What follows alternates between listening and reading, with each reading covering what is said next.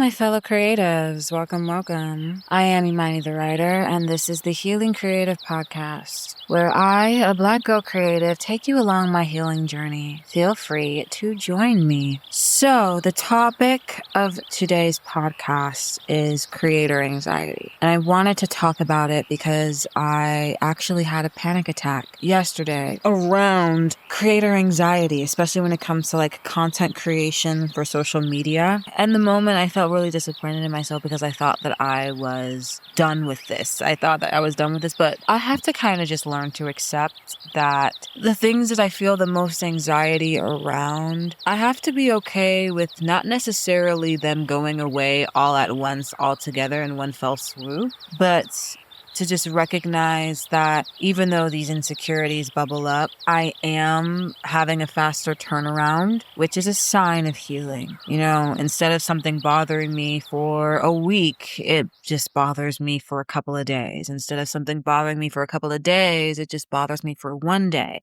Instead of something bothering me for one day, it's just a couple of hours, so on and so forth. That is still progress. And maybe one day things will just kind of wrap up and this issue that's bothering me won't bother me anymore. But yes, creator anxiety. That's what we're getting into today. Before that, let's get into creative updates. Yesterday, I painted. Funny, because after I had my little anxiety attack at some point, I just kind of had to sit back and be like, girl, calm the fuck down. Calm the fuck down. And then I felt anxiety around doing the things that I know are coping mechanisms for me, like my empathy letters, praying about it, all that stuff. But I was just so excited. Like my body was just so like hyperactive that I couldn't really sit down and do those things. So I was just like, let's just pause and table that for now. Take a shower, which is what I did. I took a shower. I came back in my room, ordered some Uber Eats, did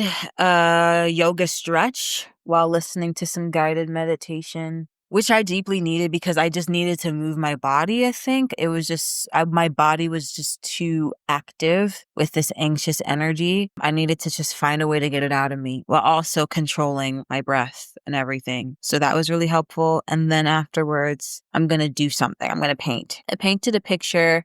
I'm not done with it, but it's on my desk. I'm looking at it right now. I don't know what else to do with it. I kind of feel like painting something new over it because what I did was I just painted how I felt. I might take a picture of the way it currently looks now. And if I decide to paint over it, I'll show you guys what I decided to do with it. But it was just this very dark blue background with like streaks of white. And I was like, I'm not done with this, but I don't know what else to do with it. And it just feels like I need to paint over it. Like it's time to start afresh, which is so funny because I actually recorded a podcast while I was painting it on this topic of creator anxiety. And I talked about it and talked about my feelings around it, but I was so depressed. You could hear it in my voice. My voice felt so defeated because once like I did the yoga and it got all that anxious energy out, but what was left was kind of depression. And I was just tired and gloomy and sad. And I didn't have any resolutions. I mean, I did have some resolutions and some ideas to kind of how to work through these feelings and to start to feel better and heal over time. I did come away with some answers, but nothing that actually made me feel better by the end of the podcast. Like I did not feel good by the end. I felt somewhat relieved because all that energy kind of leaped off of my shoulders and just I just felt a release. But what was left didn't feel good. And then I went to bed and then I woke up and I started to feel lighter again. I started to feel happy than I did yesterday. And I had a nice relaxing morning. I didn't do too much. It's Saturday when I'm filming. So I just kind of had a nice easygoing morning, started just reflecting on what it was that I wanted out of my content creator journey, what it was that I wanted out of creativity in general. I put my hand to my chest several times today and just took a breath and was like, Imani, what do you want to do? Fuck the things you think you need to do. What in this moment do you want to do? And then I would do that thing. And I feel a lot better. I feel a lot better than I did yesterday. I was actually going to edit the podcast episode that I recorded And the quality was so bad. I don't know what the fuck happened, but the quality was so bad that it was an unpleasant experience for me to even try to edit it. And I'm like, bro, I have to edit this. It's going to take me all day. If it's not a pleasant experience for me to edit it, it's whatever comes out of it is not going to be a pleasant experience for the listener. And plus, I just don't want to edit something that sounds this bad. Plus, I sound depressed and everything. And there's more, like, I have more to say on the topic now, having that time to rest and recuperate. So I just deleted it. I just deleted it, and now I'm starting over again, which is oddly enough what I'm thinking about doing with that painting, because I'm looking at it and I'm just like, bro, I don't like it. I don't like it. I feel like you're finished. There's nothing more that I can do with you, but I don't like you. And I want to start fresh, and I want to start anew. I want to paint something new over it. I don't like that what it represents. I think that it was what I was feeling at the time, and I'm glad that I got what I was feeling out of my body in several mediums, both through the podcast and through this painting.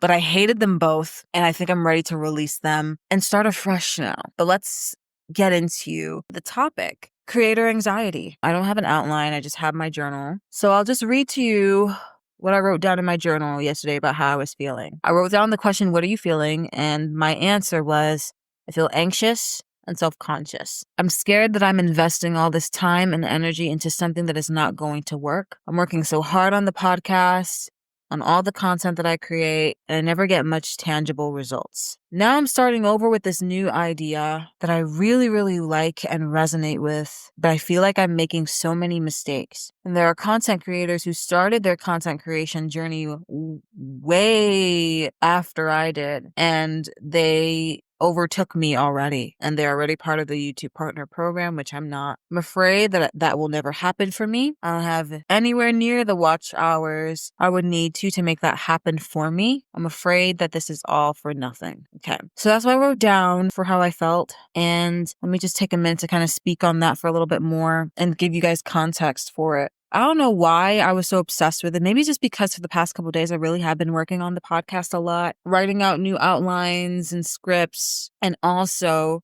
going through my analytics a lot.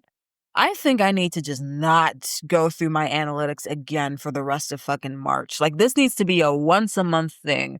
I need to just not even touch it. I touch it once a month to see how things are going, to see what ideas are working, see maybe if I can just like improve certain things, try something new, whatever. Other than that, I need to just not even look at it. It's crazy. I'm a data analyst. That's my day job. And I feel like I need to kind of treat it like we do at work, where it's like a quarterly report type situation. You know what I'm saying? Like, the client isn't going through the analytics every day trying to figure out what's going on. We're not going into the analytics every day trying to figure out what's going on. Yeah, we fuck around with the data streams to make sure that they're working well and everything like that. But reporting is something we do quarterly. And we go into the data and we make our decks and we create our insights to present to the clients on a quarterly basis, except for one where we might do it monthly. So I think that's just what I need to do monthly. Like, once a month, going in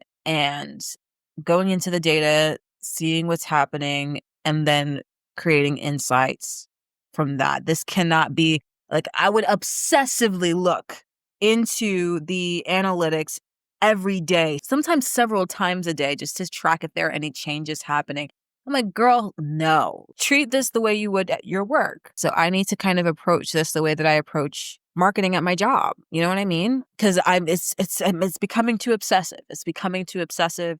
And then when I don't see results, it depresses me, as if something was supposed to change from the last 5 seconds I checked it. You know what I mean? Isn't that crazy? But yeah, I was just feeling super depressed. There's one content creator I know, and I love her genuinely. I don't know her personally, but like, one content creator that I watch, I love her so much. I love her content so much. She's so sweet. And I'm really happy that she's entering the YouTube partner program, because her situation is a little bit different from mine. Like, I work full time. I have a paycheck coming in. I don't know what she does for work, but I know she's very, very young.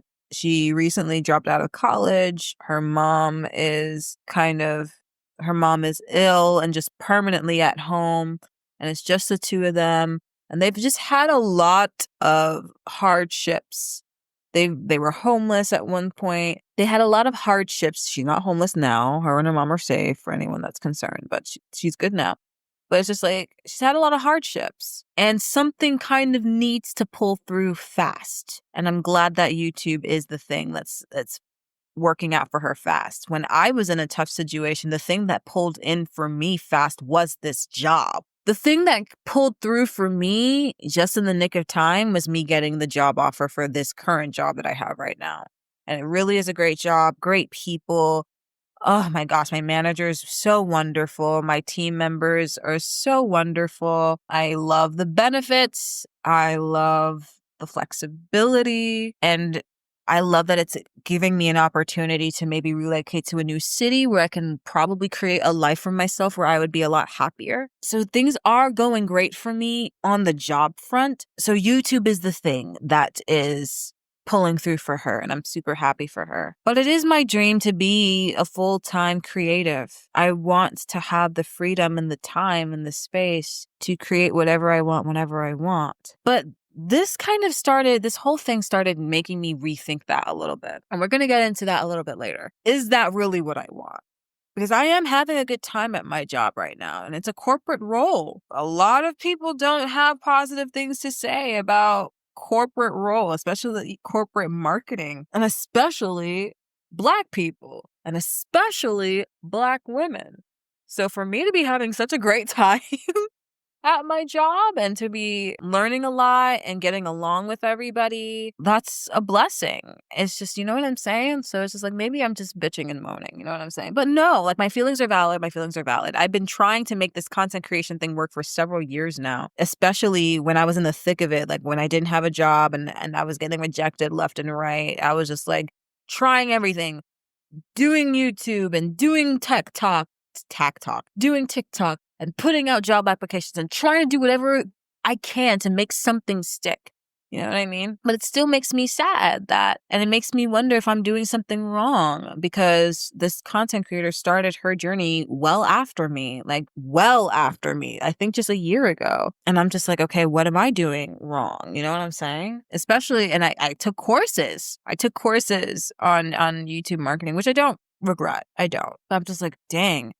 And then I know the areas that are the weakest links for me. The areas are definitely like consistency, which is why podcasting and starting this new podcast will, at the very least, even though I'm starting completely from scratch again, essentially rebranding again, this will allow me to show up as my authentic self, for one, and for two, show up consistently, because creating the content is much easier. But anyway, yeah, I was feeling like shit. And I just started obsessing. And I used time that I took off from work. Instead of relaxing, I used it obsessing over the podcast and trying to figure out what am I doing wrong. And then I re-edited a podcast episode, taking off all the areas in which I felt like I was rambling or meandering too much, which took time away. And then I posted that new upload to see if that was going to do anything, and it didn't. The other one, where I was meandering and doing the most, did better within the first 24 hours anyway, and it still is doing better anyway. And that was just like a big waste of time.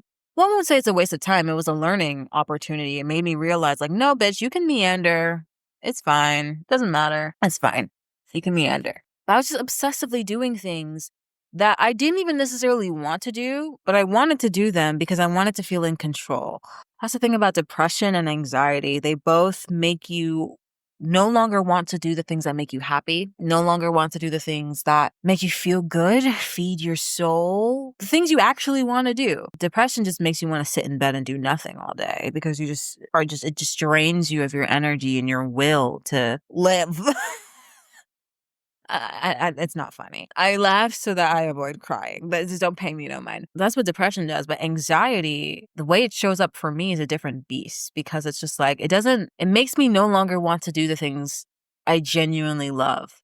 What it does instead, it makes me want to do things that make me feel in control of something that is so clearly outside of my control. And the bad thing about that is that it's going to drive me to do things seeking out a sense of control that's never actually going to come. Because it doesn't matter how many videos I edit It doesn't matter if I change thumbnails and I change titles. These are things I can try to experiment to see if things change, but it doesn't matter how much I do for the YouTube channel, for the podcast, for the shorts. It doesn't matter. I can never control the numbers. I can't make these numbers show up the way that I want them to. They're going to show up how they show up, and that's outside of my control. But doing these things makes me feel like I can control it. I can control the something to make the algorithm work in my favor, and I can't. And I have to be willing to accept that I can't. There are things that I can try and do differently, and I have to approach it with a level of curiosity and creativity and experimentation instead of this anxious energy of trying to make something go the way that I want it to, because it's not going to serve me. I'm always going to keep being disappointed, But yeah. What else did I write? That one podcast episode I did on ugly emotions, right? I talked about radical acceptance. I talked about asking yourself, what do you think this emotion means about you versus what does it actually mean about you, right? I decided to take that and apply it to this situation. I decided to take those same 2 prompts and write about them. So, what do you think this means about you? I wrote down the fact that my content creation journey has been going so slowly and I don't know what I'm doing wrong makes me feel like I'm a failure. Then I took a breath and wrote down, what does it actually mean about me? I'm accepting that that's just not true. That's what I think it means, but what does it actually mean? And this is what I wrote. It means, and I'm talking to myself, it means you're a human being trying something new. Yes, you've been working on content creation heavily for 3 years, but you started this podcast less than 3 weeks ago, which is so important because I was just like, bitch, like, have some perspective. You've been at content creation for 3 years, but this new venture, it's just been 3 weeks. And I wrote down the point of my 3-year journey is to propel me to learn new skills that will allow me to start over fresh and create new content that is actually aligned with who I am, who I want to be, and who I want to attract. Now, I loved the diversity writing content, and I still offer my diversity writing services, but I was keeping myself in a box doing that and doing that alone. And that content takes so much work to create. Good God. Research, the planning, the filming, the screen recording sometimes, and the editing. It will take days upon days upon days, but a podcast episode can be done in a day, 2 days tops. And then getting to talk about the things that are on my soul, the things that are in my spirit, talk about things that matter to me. And I deeply wanted to, because that part where it says to create content that aligns with who I am, who I want to be, and who I want to attract. That's so important, because I was just thinking, like, what is my why? Why do I want to do this? Why do I want to create this kind of content? Why? What's my why? And what are my reasons that have nothing to do with numbers and subscribers and accolades and money? What is the why that has everything to do with what is in my heart? 1, I want to do this because I know I have something of value to say. That is so much more than just diversity writing content. The things in my heart, the things in my soul, the things in my spirit, the things that have healed me. Because I share these things with my friends and they're like, that's so amazing. That's so wise. That's so helpful. I love that idea. I want to share them with everyone. I want to talk about the things that make me feel alone, because I know that I'm not alone. And I'm hoping that if I share my story, I can reach out to people who have similar experiences as me, and maybe we can build a community. That's the ticket, community. I don't necessarily care about followers and subscribers. I just want to know that if there's somebody out there that's like me, that like the things I like, that struggle with the things I struggle with, I want more friends like me. And I have friends that are like me in certain ways, but there are other ways that's just like not tapped into, and I need community. And that's the next thing with my friends. My friends are scattered. None of my friends know each other. I doubt they would really get along with each other that much. They don't really have anything in common with each other. I want to experience community, a space where everybody has some sort of connecting thread between one another. Something that we can all be unified on. Something that allows us to feel seen and heard and understood and valued. A shared experience, you know? But yeah, that's one of the reasons. Too, because I genuinely enjoy doing it. Do I love editing? No. I ain't even gonna hold you. I don't. This is why I'm so glad that I got this job so that I could afford AI editing tools. Shout out to Gling AI. Shout out to CapCut Pro. Like, I'm so thrilled and happy to be able to use programs to do the bulk of the editing for me and to do it a lot faster. I love CapCut's new AI feature where they just create short videos for you. I can't just ever use what they generated, but they create videos for you. Like you submit, you give them the full YouTube video that you created and it decides how to create shorts out of that. I can never just use them as is. I have to always go in and add my own little spice, my own little thing, but it makes editing shorts so much faster. Like, I'm so glad I was able to invest in things that make the process faster for me. But even still, I still don't like it. But what I do love is recording. And I do love at times hearing back the things that I say and being like, yes, Imani, I resonate with that. Just hearing that again in my own voice is just like, ooh, that alone makes me feel seen and heard and understood, right? So yeah, I enjoy doing it. 3, another reason is because it keeps me creatively accountable. There's a reason why I have creative updates every single episode. And there's a reason why I called it the Healing Creative Podcast. Creativity is essential to my healing. It's essential to my happiness. It's essential to like my mindfulness. When I'm doing something creative, I'm not worried about the past. I'm not worried about the future. I'm not even worried about the present. I'm just in the present moment, focused solely on the thing in front of me that I am creating and that I'm cultivating. And that is a practice that is essential to my healing. So I always make sure that I have something to say about a creative update, something that I did in the past week that was creative.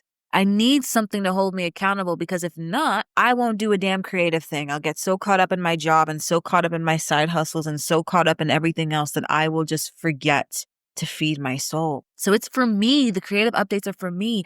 And I'm hoping that if you recognize that creativity is essential to your healing as well, that you take this opportunity to check in with me as well. Please comment down below. Please. Sometimes I really think to myself, nobody's here, nobody's watching, even though I see the view count. So somebody's watching, but no one comments with their creative updates. Nobody comments. Please comment something that to let me know that you're here. Just say the words, I'm here, please, so that I know somebody's here. So that I know somebody's here with me. You don't have to like the video. You don't have to even just say I'm here so that I know somebody is here and that I'm not just speaking out into the ether and not being met with anything back. You know what I mean? Even though I'm okay with just speaking into the ether though, like that's fine. But I want to connect with people who get me and I want to hold myself accountable and make sure that I am doing something towards my dreams because this job, as wonderful as it is, I see it as a stepping stone to help me chase my dreams. I can't just let them die. That would be so sad if I just let them die like that. So this is my opportunity to feed my soul, you know? I have to stay grounded in my why and in my reasons. It's not for numbers. I would love to make money from this. It would really help. It would really, really help. But I have to do things in a way that's going to feed my soul and help me cultivate a life that I love. You know what I mean? Cultivate a life that brings me so much joy. And this is such a wonderful and beautiful part of that process. I wrote something akin to an empathy letter, but I'm not going to read it out because I didn't actually write out the whole thing. I kind of did it in bullet note format. One thing that I needed to keep perspective on, a lot of the content creators that I truly admire the most have subscriber counts that are way larger than mine, And they still talk about the very same struggles that I'm talking about right now, like struggling with the algorithm. And their audience is so much bigger still. Alicia Renice. You guys know I love me some Alicia Renice. Her subscriber count is 50K. And I just listened to a podcast episode of her mentioning just like the struggles with dealing with the algorithm and figuring out how to show up as my authentic self while still living, being able to make a living and everything like that when the algorithm wants you to cater to it instead of to you. You know what I mean? I just listened to a podcast on this. Her subscriber count is 50K. Oh, Stefco. I love Stefco so much. She is a storytime creator. 80K. She's mentioned in multiple videos how her content creation journey has not been linear at all, how her way of showing up authentically isn't necessarily like influencer friendly. It's just her being vulnerable and telling her story and everything like that. And because of that, she's kind of given up on the idea of ever reaching 100K because like it just her experience is so unique to her and to the people who can relate and everything like that. It's not necessarily digestible to the masses. You know what I mean? But I admire her so much. And even though her subscriber count is 80,000, I haven't even met 1,000 yet, 80,000, and she still has those same feelings. Christina Aaliyah is at 100K. And even she made videos about this topic, about seeing other content creators overtake you when they started later than you did. And feeling insecure and feeling like you're not enough and all these things. Like this might not be a feeling that will ever actually go away. So what can we do to just accept it and let it stay and just accept that it's not going anywhere, but to just kind of find a home in it that allows you to kind of just accept that this is the situation, that this is just how the game goes, to be at peace with it and still be authentic and feel good with it anyway. That's something I'm trying to figure out. My relationship with my analytics section, my relationship with this algorithm. How can I have one that's beneficial to me, but allows me to be authentic and not feel like I'm less than, you know? What else did I write down? Let's see. I wrote down 2 lists. This one list, I wrote down a list of all the things that I think I need to do better as a content creator. And then I went down each list and asked myself, do I actually want to do those things? And I'll share them with you for now. This is kind of how I'm feeling for now. Number 1, I feel like I need to actually film again so that people can see me talk. Number 2, I feel like I need to just get straight into the topic as soon as the video starts. Number 3, I feel like I need to put more thought into the titles and generate more titles that will be more eye-catching. Number 4, to put more thought into thumbnails. And number 5, to stay consistent. Number 6, to stop meandering as much as I do. And number 7, to edit out. If I do meander or ramble, to edit those parts out. Those are the things that I felt like insecure about, like things I felt like I might need to do to start performing better on the algorithm and everything like that. And I asked myself, do I actually want to do these things? Because at the end of the day, I have my job. You know what I mean? I don't have to. Everything that I do for this journey has to be something that I want to do. So, do I want to do those things? Number 1, do I want to film so people can see me? No. At the very least, I don't want that to be an everyday thing. Like, that's going to be a once in a blue moon thing. I'm sorry. Podcasting is so much easier. Just having the mic and connecting it to my laptop is so much easier. 1, because all of the files are just on my laptop. I don't have to transfer files from my phone to my computer and then have to deal with the storage space from my phone or whatever. I can't afford a camera, like a nice fancy YouTube camera. I don't feel like it. And I don't like worrying about how I look. I'm a beautiful girl, but that camera will convince me that I's an ugly bitch. But no, I don't like that. No, I want to just focus on what it is that I'm saying. I don't want to film anymore. At the very least, I don't want that to be the norm.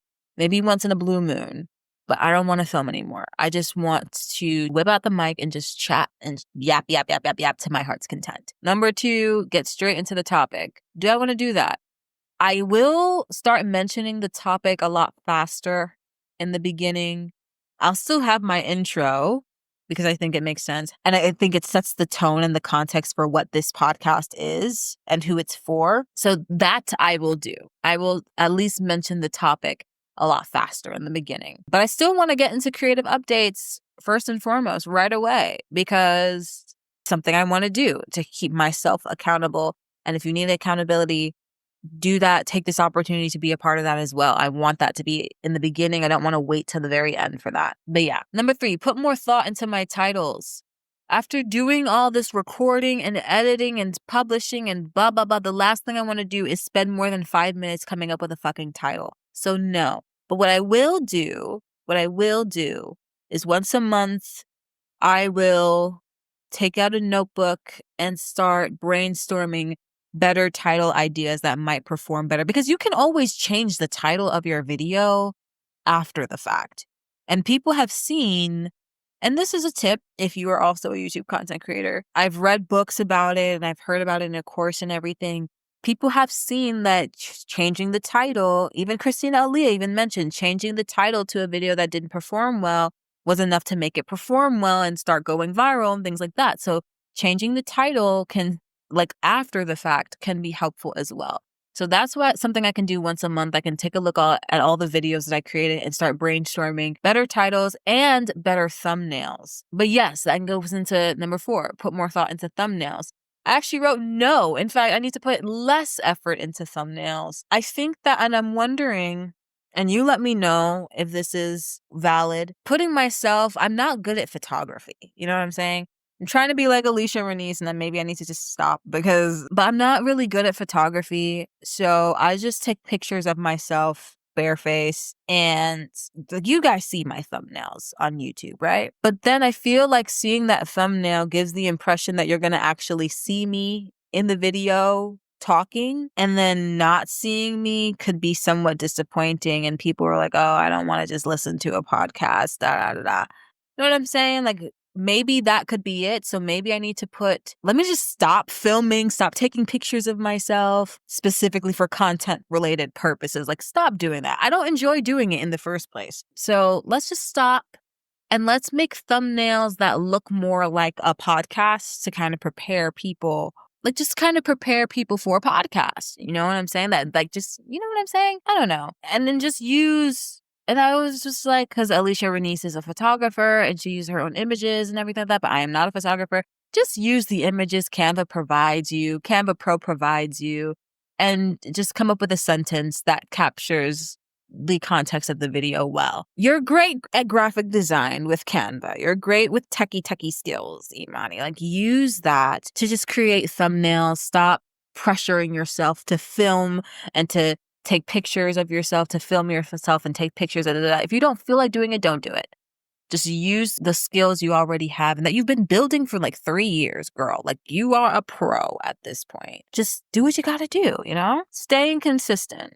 Yes, I do want to do that. And I have been doing that, which is great.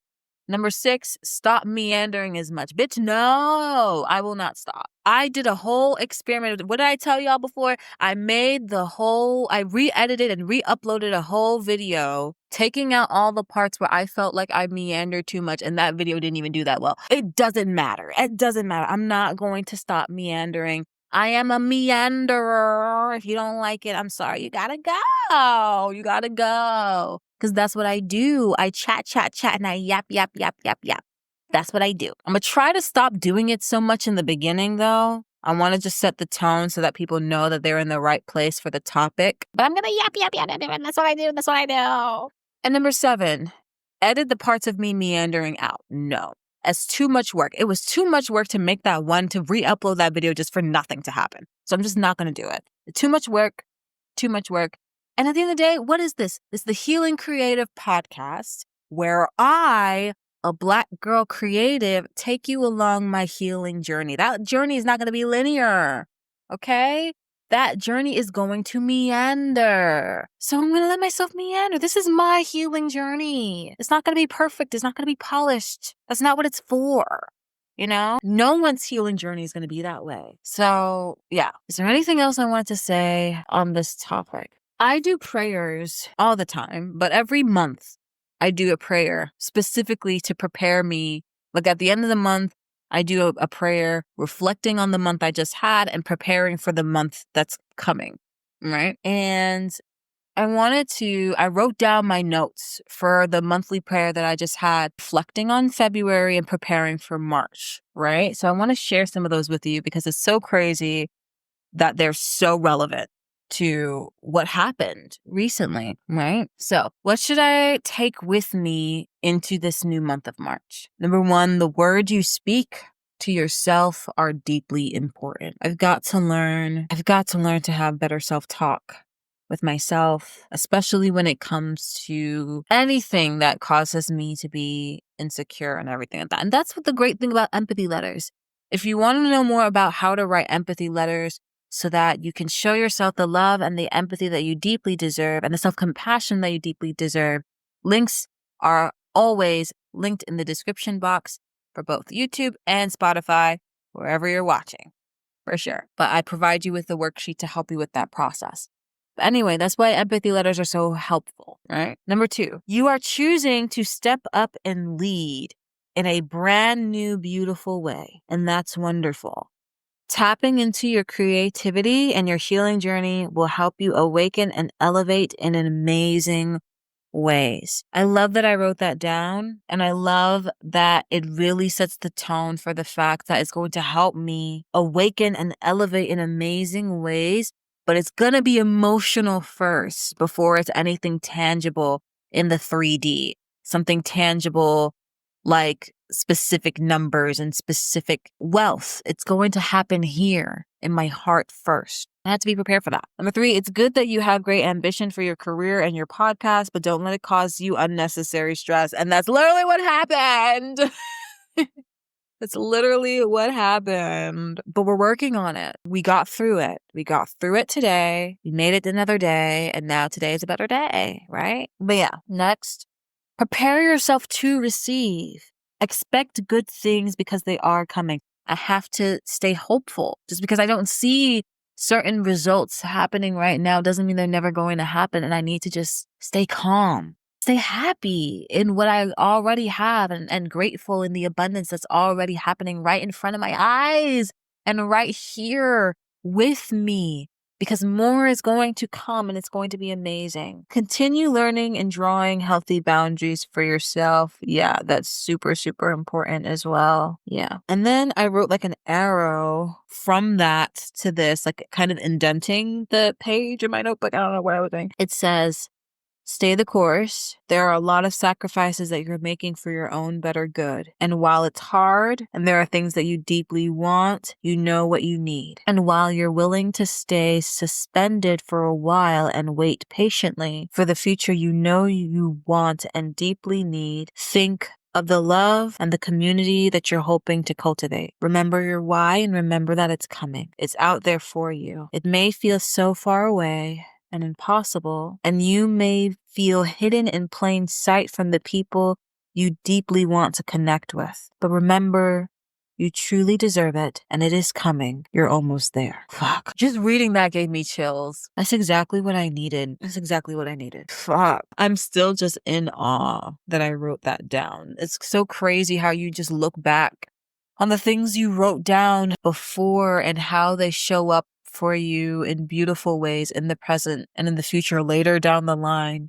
And they were exactly what you needed. I think this is a perfect place to wrap up the podcast. I feel like there's more in my heart to say, but this is a beautiful place to pause. Wherever you are, you've been making sacrifices that weren't easy, but you knew that they were for your better good. Stay the course. It's not pleasant to stay suspended and to wait, but it will be worth it. In the meantime, try to look for little pockets of happiness wherever you can, and know that if you're listening, if anybody's out there that feels this way, that I see you, that I hear you, that I feel you, that I'm right there with you, that you are not alone. Whether it's for your content creator journey or for any journey that you're on, it's okay. What you want, the future you're hoping to cultivate, it is out there for you. And I'm super excited for the day where it all comes into fruition for the both of us. Wherever you guys are in the world, I truly hope from the bottom of my heart that you have a wonderful, wonderful rest of your day. Take care, everybody. Bye-bye for now.